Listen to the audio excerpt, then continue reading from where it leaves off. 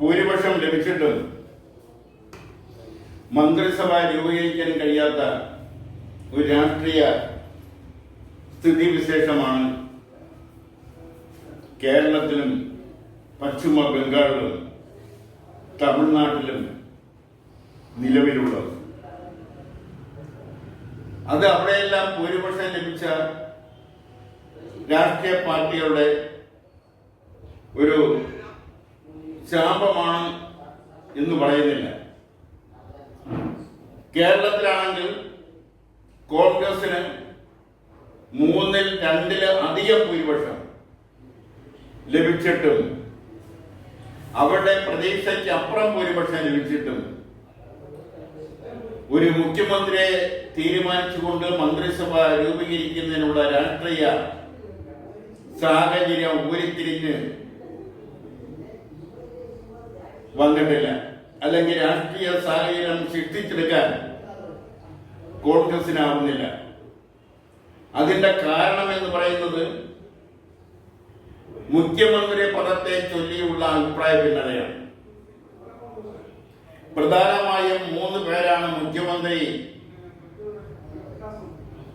പദവി ആഗ്രഹിച്ച് രംഗത്തുള്ളത്. ഒന്ന് AICC general secretary Shri KC Venugopal, മറ്റൊന്ന് പ്രതിപക്ഷ നേതാവ് ശ്രീ VD സതീശൻ, മറ്റൊന്ന് മുൻ KPCC പ്രസിഡന്റ് ആഭ്യന്തര വകുപ്പ് മന്ത്രിയൊക്കെ ആയിരുന്ന ശ്രീ രമേശ് ചെന്നിത്തല. ഇവർ 3 പേരുമാണ് മുഖ്യമന്ത്രി സ്ഥാനത്തേക്കുള്ള വടംവലിയുടെ പ്രധാന കഥാപാത്രങ്ങൾ. ഈ 3 പേരുടെ പിന്നിലും കോൺഗ്രസിന്റെ ഗ്രൂപ്പുകൾ ഉണ്ട് എന്നുള്ളതാണ് മറ്റൊരു വസ്തുത. ഇതിൽ കോൺഗ്രസ് ഹൈക്കമാൻഡ് ആരുടെ ഭാഗത്ത് നിൽക്കും എന്നതാണ് ഇനി തിരിച്ചറിയാനുള്ളത്. കോൺഗ്രസ് ഹൈക്കമാൻഡ് എടുക്കുന്ന തീരുമാനം ആയിരിക്കും ആര് മുഖ്യമന്ത്രി ആവണം എന്നുള്ള തീരുമാനത്തിലെത്തുക, അല്ലെ ആര് മുഖ്യമന്ത്രി ആവണമെന്ന് കോൺഗ്രസിന്റെ ഹൈക്കമാൻഡ് തീരുമാനിക്കുമെന്നാണ് ഈ 3 മുഖ്യമന്ത്രി മോഹികളും പറയുന്നത്. ഹൈക്കമാൻഡ് എന്ന് പറയുമ്പോൾ തന്നെ ഒരു കുടുംബത്തിലെ ശ്രീമതി സോണിയാഗാന്ധി, അവരുടെ മകൻ ശ്രീ രാഹുൽ ഗാന്ധി, അവരുടെ മകൾ ശ്രീ പ്രിയങ്ക ഗാന്ധി, ഇവരാണ് കോൺഗ്രസിന്റെ ഹൈക്കമാൻഡ് എന്ന് എല്ലാവർക്കും അറിയാം.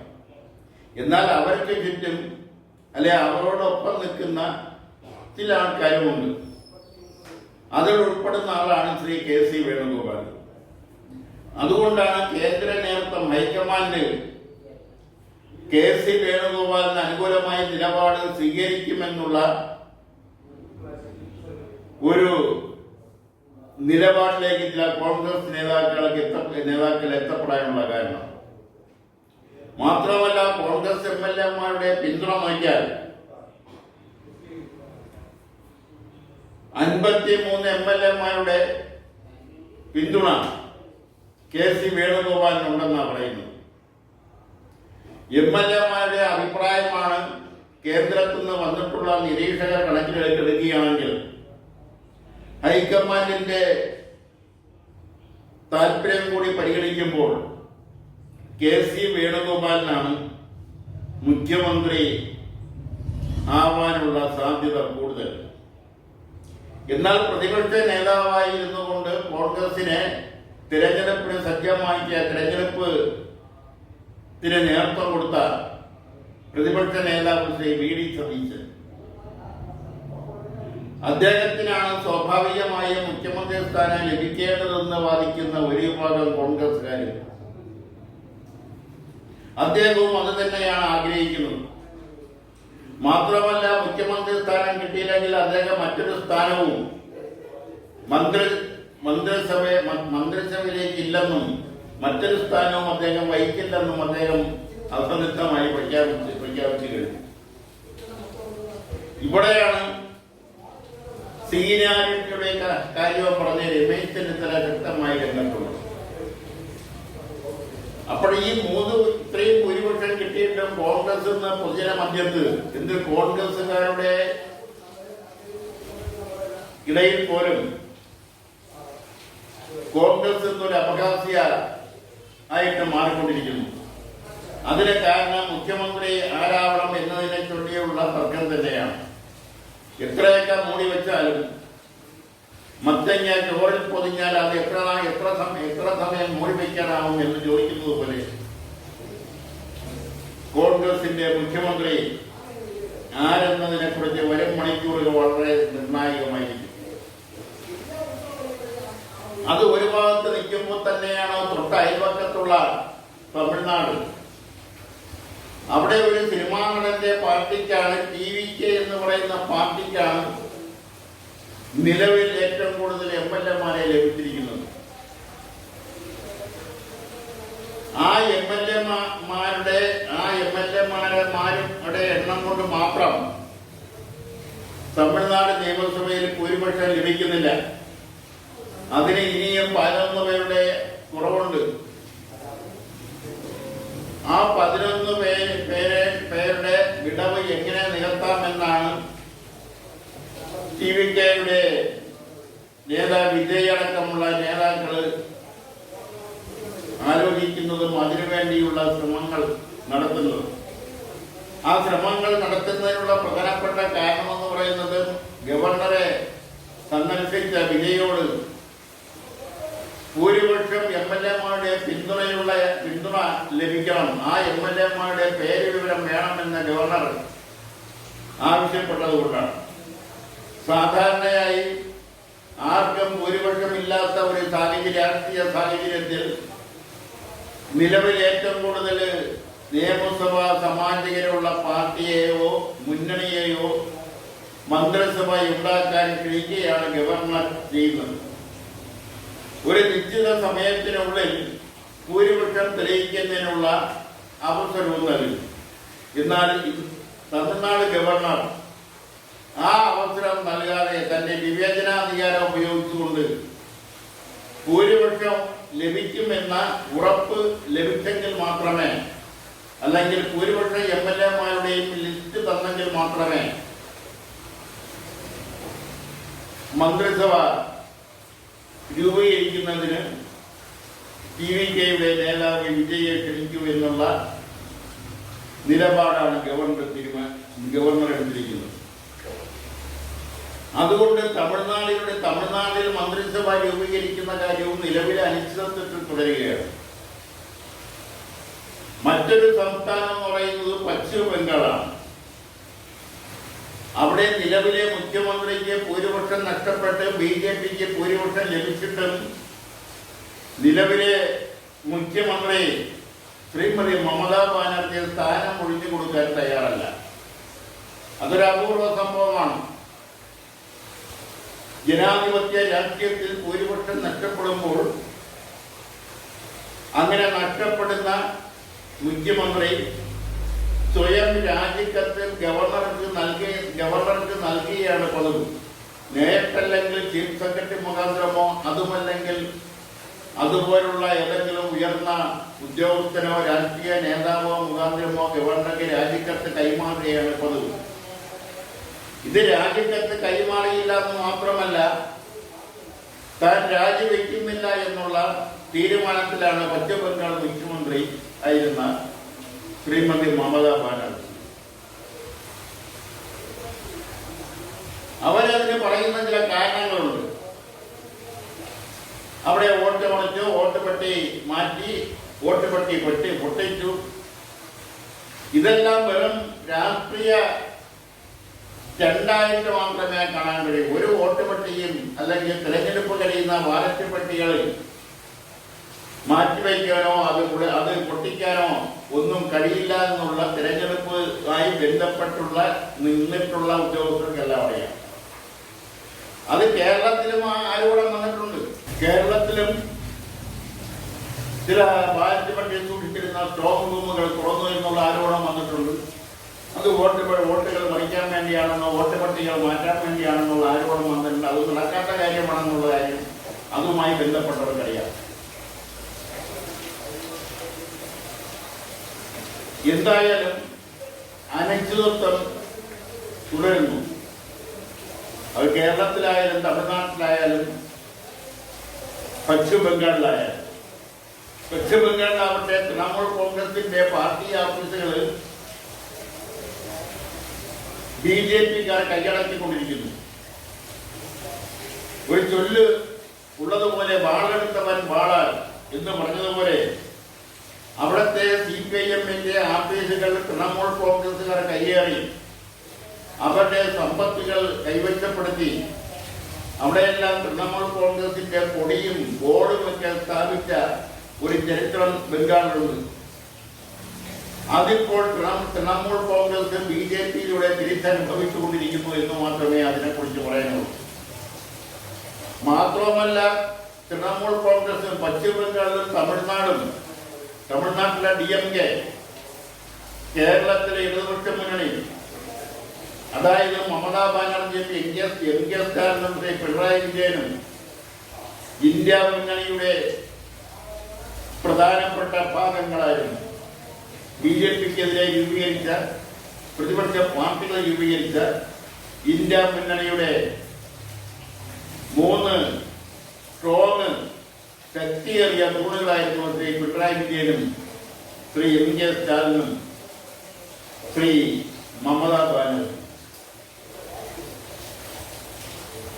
അവരുടെ ഭരണമാണ്, അത് കേരളവും തമിഴ്നാട്ടിലെയും ബംഗാളിലെയും ഭരണമാണ് നഷ്ടപ്പെട്ടിരിക്കുന്നത്. ഇത് ശേഷിക്കുന്ന ഇന്ത്യ മുന്നണിയുടെ തൂണുകൾ, കാലുകൾ ദുർബലമാണ്. കർണാടകയായാലും ആന്ധ്രയായാലും അതതിന്റെ ഒരു വശത്ത് നിൽക്കുമ്പോൾ തന്നെ കഴിഞ്ഞ ദിവസം CPIM-ന്റെ സംസ്ഥാന സെക്രട്ടറി ശ്രീ MV ഗോവിന്ദൻ പത്രപ്രസ്താവന പാർട്ടി മെമ്പർമാർക്ക് താഴെ ഘടകം മുതൽ, അതായത് ബ്രാഞ്ച് കമ്മിറ്റി മുതൽ മുകളിലോട്ട് ഉപരി കമ്മിറ്റികളിലെ നേതാക്കന്മാരെ പങ്കെടുപ്പിച്ചുകൊണ്ട് കൂടുകയും അവിടെയെല്ലാം ഭയമില്ലാതെ സർക്കാരിനെയും സർക്കാരിന് നേതൃത്വം കൊടുത്ത മന്ത്രിമാരെയും നേതാക്കളെയും വിമർശിക്കാമെന്നുള്ള അല്ലെങ്കിൽ വിമർശിക്കണമെന്നുള്ള ഒരു അഭിപ്രായവും കൂടി MV ഗോവിന്ദൻ പറഞ്ഞിരിക്കുന്നു. ഒരു കമ്മ്യൂണിസ്റ്റുകാരനെ സംബന്ധിച്ചിടത്തോളം വിമർശനവും സ്വയം വിമർശനവും അവരുടെ പ്രവർത്തനത്തിന്റെ ഭാഗമാണ്. ആരും പറഞ്ഞു കൊടുക്കേണ്ടുന്ന കാര്യമല്ല. എന്നാൽ ഭരണത്തിൽ വരുമ്പോൾ കഴിഞ്ഞ 5 വർഷം 10 വർഷം എന്ന് പറയുന്നില്ല, കഴിഞ്ഞ 5 വർഷം മാത്രമാണ് അതിന് ഒരു മാറ്റം വന്നത്. തിരുവായിക്ക് മറുവായില്ല എന്ന നിലയിലേക്കുള്ള ഒരു പ്രവണത അറിഞ്ഞോ അറിയാതെയോ CPM-ന്റെ നേതൃത്വ നിലയിൽ നിന്നും വന്നു എന്നുള്ളത് വസ്തുതയാണ്. തങ്ങൾക്ക് അനുകൂലമല്ലാത്ത അല്ലെങ്കിൽ തങ്ങൾക്ക് അനുകൂലമല്ലാത്ത അഭിപ്രായങ്ങൾ പറയുന്നവരെ, തങ്ങളെ വിമർശിക്കുന്നവരെ, തങ്ങൾക്ക് എതിരാണെന്ന് തോന്നുന്നവരെ അവരെ വായടപ്പിക്കുന്ന ഒരു പ്രവണത കഴിഞ്ഞ 5 വർഷക്കാലം ഉണ്ടായിരുന്നു എന്നുള്ളത് വസ്തുതയാണ്. അതാണ് CPI-യുടെ ഒരു ജില്ലാ കൗൺസിൽ അംഗം ഇപ്പോൾ പറഞ്ഞിരിക്കുന്നത്. പക്ഷെ ആ അംഗം ഭരണത്തിൽ അതായത് ഭരണം പോയതിന് ശേഷമാണ് അത് പറയാൻ ധൈര്യപ്പെട്ടത്. ഭരണത്തിൽ ഇരിക്കുമ്പോൾ അതാരും പറയാൻ ധൈര്യപ്പെട്ടില്ല എന്നുള്ളതാണ് വസ്തുത. മാത്രമല്ല, ഭരണത്തിന്റെ ശീലക്കായിൽ കിട്ടാവുന്ന പ്രയോജനങ്ങളിൽ ലഭിക്കുന്നതിന് വേണ്ടിയുള്ള പ്രവർത്തനങ്ങൾ അല്ലെങ്കിൽ ഉപയോഗപ്പെടുത്തുന്നതിന് വേണ്ടി അല്ലെങ്കിൽ ഉണ്ടാക്കിയെടുക്കുന്നതിന് വേണ്ടി ഉള്ള പ്രവർത്തനങ്ങളെ അത് തടസ്സപ്പെടുത്തും എന്നുള്ള ഭയം കൊണ്ടും നിലനിൽപ്പിനെ ബാധിക്കും, തങ്ങളുടെ നിലനിൽപ്പിനെ പാർട്ടി സ്ഥാനങ്ങളെ ബാധിക്കുമെന്നുള്ള ഭയം കൊണ്ടുമൊക്കെയാണ് വിമർശനങ്ങളിൽ നിന്നും പാർട്ടിയുടെ പ്രാദേശിക നേതാക്കൾ തൊട്ട് സംസ്ഥാന നേതാക്കൾ വരെ മാറി നിന്നത്. ആ തിരിച്ചറിവിൽ നിന്നുകൊണ്ടാവണം സംസ്ഥാന സെക്രട്ടേറിയറ്റ് എല്ലാവർക്കും, എല്ലാ ഘടകങ്ങളിലെയും പ്രവർത്തകർക്ക് ഭയം കൂടാതെ സ്വതന്ത്രമായി അവരുടെ അഭിപ്രായം അതാണ് ഘടകങ്ങളിൽ പറയാനുള്ള അവകാശവും സ്വാതന്ത്ര്യവും ഉണ്ടെന്ന് ഓർമ്മപ്പെടുത്തിയത്. യഥാർത്ഥ ഓർമ്മപ്പെടുത്തലിന്റെ ആവശ്യമില്ല. അതൊരു പാർട്ടി മെമ്പറെ സംബന്ധിച്ചിടത്തോളം ആ പാർട്ടി മെമ്പറുടെ കടമയും ഉത്തരവാദിത്വമാണ് വിമർശനവും സ്വയംവിമർശനവും. അത് ഇല്ലാതാക്കിയവരാണ്. ആ ഇല്ലാതാക്കാനുണ്ടായ രാഷ്ട്രീയ സാഹചര്യം എന്താണെന്ന് വിശദീകരിക്കുകയാണ് അത് ഇല്ലാതാക്കിയവർ ചെയ്യുന്നത്. അത് ഇല്ലാതായതുകൊണ്ടാണ് ഈ കഴിഞ്ഞ ദിവസങ്ങളിൽ നടന്ന തിരഞ്ഞെടുപ്പിൽ വളരെ ദയനീയമായി ഇടതുപക്ഷ ജനാധിപത്യ മുന്നണിക്ക് പിന്നോട്ട് പോകേണ്ടി വന്നത്. ചരിത്രത്തിലാദ്യമായിട്ട് ഇത്രയധികം ദയനീയ തോൽവി 1977 തോൽവിക്ക് ശേഷം ഇത്രയധികം തോൽവി, ഇത്ര ദയനീയമായ തോൽവി ഏറ്റുവാങ്ങിയിട്ടുണ്ടാവില്ല. പിന്നെ കോൺഗ്രസിനെ സംബന്ധിച്ചിടത്തോളം അവർക്കൊരു മുഖ്യമന്ത്രിയെ കണ്ടെത്താൻ കഴിയുന്നില്ല എന്നുള്ളത് അത് കോൺഗ്രസിന്റെ ഒരു ദുരന്തം തന്നെയാണ്. അത് ഇന്നും വരെയും കോൺഗ്രസിനകത്ത് തുടങ്ങിയതല്ല. 1960 കോൺഗ്രസിന് ഭൂരിപക്ഷം ഉണ്ടായിരുന്നിട്ടും അന്ന് 127 അംഗ നിയമസഭയിൽ കോൺഗ്രസിന് 63 അംഗങ്ങൾ ഉണ്ടായിരുന്നു. ആ 126 അംഗസഭയിൽ 23 കോൺഗ്രസ് അംഗങ്ങളെ കൂടാതെ അവർക്ക് അനുകൂലമായി നിൽക്കുന്ന 3 സ്വതന്ത്ര എംഎൽഎമാരും ഉണ്ടായിരുന്നു. അന്നത്തെ കോൺഗ്രസിന്റെ പാർലമെന്ററി പാർട്ടി നേതാവായിരുന്ന ശ്രീ ആർ ശങ്കറെ മുഖ്യമന്ത്രി ആക്കാതിരിക്കുന്നതിന് വേണ്ടി, ആർ ശങ്കർ മുഖ്യമന്ത്രി ആവാതിരിക്കുന്നതിന് വേണ്ടി കോൺഗ്രസിന് അകത്തുള്ള ചില വീരന്മാർ വെറും 20 നിയമസഭാ അംഗങ്ങൾ മാത്രമുള്ള PSPയുടെ നേതാവ് ശ്രീ പട്ടത്താണുടെ മുഖ്യമന്ത്രി സ്ഥാനത്തേക്ക് ഉയർത്തിക്കൊണ്ടുവന്ന ചരിത്രം കോൺഗ്രസിന്റെ പഴയ ആൾക്കാർ ഓർക്കുന്നുണ്ടാവും. പുതിയ തലമുറയിൽപ്പെട്ടവർക്ക് അത് അറിവുണ്ടാവില്ല. അങ്ങനെ കോൺഗ്രസിന് ഒറ്റയ്ക്ക് ഭൂരിപക്ഷം ഉണ്ടായിരുന്നിട്ടും കോൺഗ്രസിനെ മാറ്റി നിർത്തിക്കൊണ്ട്, കോൺഗ്രസ് നേതാവ് ആളുകളെ മാറ്റി നിർത്തിക്കൊണ്ട് PSPയുടെ നേതാവ് പട്ടത്താണുടെ മുഖ്യമന്ത്രിയാക്കിയ ഒരു ചരിത്രം കേരള രാഷ്ട്രീയത്തിലുണ്ട്. ആ പട്ടത്താണുടെ ആളുശങ്കറിന്റെ കോൺഗ്രസിന്റെ കേന്ദ്ര നേതൃത്വത്തിലുള്ള, പ്രത്യേകിച്ചും ഇന്ദിരാഗാന്ധിയിലുള്ള സ്വാധീനം ഉപയോഗപ്പെടുത്തിക്കൊണ്ട്, ലാൽ ബഹദൂർ ശാസ്ത്രിയിലുള്ള സ്വാധീനം ഉപയോഗപ്പെടുത്തിക്കൊണ്ട് പട്ടത്താണുടെ പഞ്ചാബ് ഗവർണറാക്കി അയക്കുകയും ആർ ശങ്കർ മുഖ്യമന്ത്രിയായ ഒരു രാഷ്ട്രീയ ചരിത്രം കേരളത്തിനുണ്ട്. ആ ആർ ശങ്കർ നിയമസഭാ സമ്മേളനം നടന്നുകൊണ്ടിരിക്കുമ്പോൾ, നിയമസഭയിൽ പ്രസംഗിച്ചുകൊണ്ടിരിക്കുമ്പോൾ തന്നെ മുൻകൂട്ടി എഴുതി തയ്യാറാക്കി പോക്കറ്റിലിട്ടുന്ന ആ നിയമസഭാ പ്രസംഗത്തിന്റെ അവസാനം പോക്കറ്റിൽ നിന്നും ആ രാജിക്കത്ത് എടുത്ത് വാങ്ങിച്ച് രാജിവെച്ച് ഇറങ്ങിപ്പോയ ഒരു കാഴ്ചയും കേരളം കണ്ടതാണ്. അതിന് കാരണക്കാരും കോൺഗ്രസിലെ അന്നത്തെ കോൺഗ്രസ് നേതാക്കൾ തന്നെയാണ്. ഇതൊക്കെയാണ് കോൺഗ്രസിന്റെ ചരിത്രം. പിന്നെ ഈ മന്ത്രിസഭയിലേക്ക് കയറാൻ തയ്യാറായി നിൽക്കുന്ന ഒരു MLA മാത്രമുള്ള രാഷ്ട്രീയ പാർട്ടികളുണ്ട്. കേരള കോൺഗ്രസ് TM ജേക്കബിന്റെ പാർട്ടി അനൂപ് ജേക്കബ്, CMPയുടെ നേതാവ് CP ജോൺ, അങ്ങനെയുള്ളവര്. RSPക്ക് കോമസ് ജയിലിൽ കിടന്ന RSP ഇപ്പോൾ ജീവൻ തിരിച്ചു കിട്ടി. 3 സീറ്റ് അവർക്ക് ലഭിച്ചിരിക്കുന്നു. 10 വർഷക്കാലം നിയമസഭയിൽ പ്രാതിനിധ്യം ഇല്ലാതിരുന്നവർക്ക് 3 സീറ്റ് ലഭിച്ചിരിക്കുന്നു. അവർക്കും അവരുടെ നേതാവ് ഷിബു ബേബി ജോൺ നിയുക്ത മന്ത്രി ആണെന്ന് പറയാം.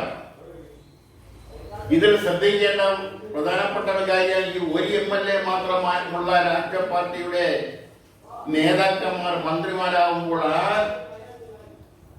മന്ത്രിയുടെ വകുപ്പിലാണ് അഴിമതികൾ ധാരാളം നടക്കുന്നത്. അത് പൊതുവിൽ ഒന്ന് ശ്രദ്ധിക്കപ്പെട്ടാൽ നന്നായിരിക്കും.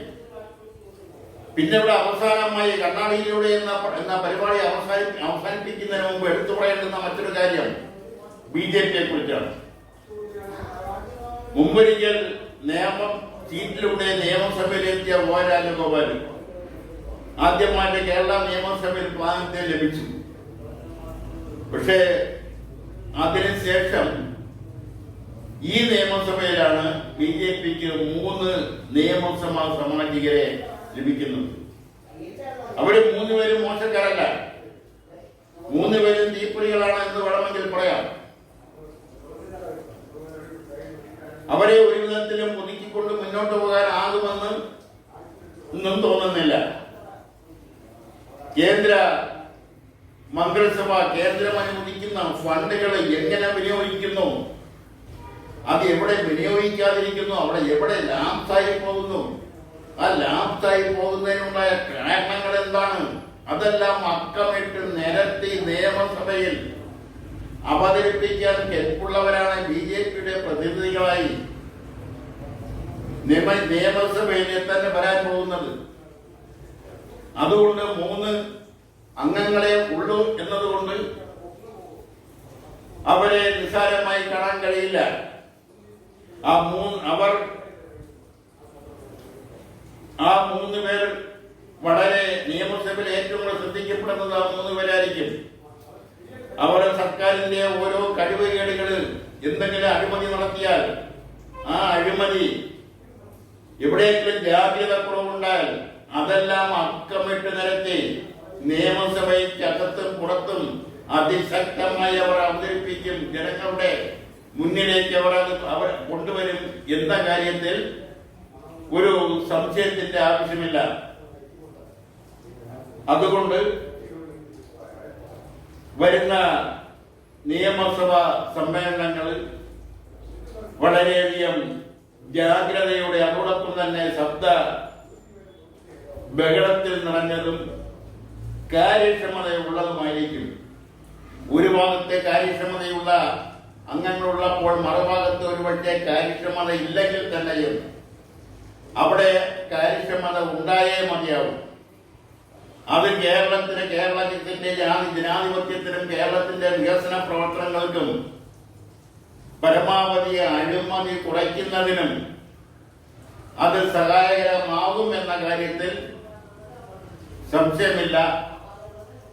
ആ നിലയിൽ തന്നെ മുന്നോട്ട് പോകട്ടെ എന്ന് കേരള കോൺഗ്രസിന്റെ കണ്ണാടിയിലൂടെ എന്ന പരിപാടിയിലൂടെ എല്ലാ രാഷ്ട്രീയ പാർട്ടികളെയും, ഭരണപക്ഷത്തുള്ളവരെയും പ്രതിപക്ഷത്തുള്ളവരെയും ഇപ്പോൾ അഴിമതി നടത്തി കാശ് വാങ്ങിച്ചുകൊണ്ട് സ്ഥലമാറ്റങ്ങൾ വാങ്ങിച്ചു കൊടുക്കാം, അതുപോലുള്ള ചില കാര്യങ്ങൾ നടത്തി കൊടുക്കാം, ജപ്തി നടപടികളെല്ലാം സ്റ്റേ വാങ്ങിച്ചു കൊടുക്കാം. അതെല്ലാം ഇപ്പോഴേ പണം പറഞ്ഞ് ഉറപ്പിച്ച് പലരും അഡ്വാൻസ് വാങ്ങിച്ചിട്ടുണ്ടാകും. അവരെല്ലാം നിലയ്ക്ക് നിർത്തുമെന്ന പ്രത്യാശയോടെ ഇന്നത്തെ കണ്ണാടിയിലൂടെ എന്ന പ്രോഗ്രാമിലൂടെ നിർത്തുന്നു. നന്ദി.